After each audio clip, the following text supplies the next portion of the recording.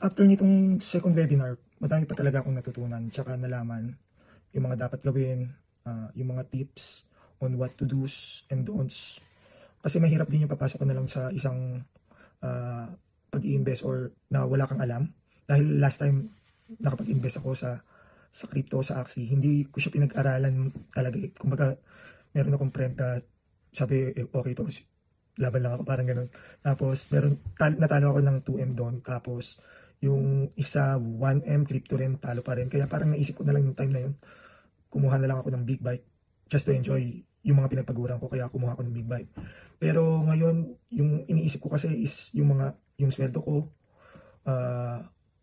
madami na rin kasi akong binabayaran ngayon, like yung loan ko ngayon. Parang ang naisip ko yung sweldo ko, yung ipon ko, meron pa akong konting ipon, pero ang iniisip ko is kung paano pa ako magkakaroon ng extra income. Kaya iniisip ko talagang gustong-gusto kong mag-invest na dito sa Apato. Simulan na kahit paano within this year, end of this year or early next year. Yun yung plano ko.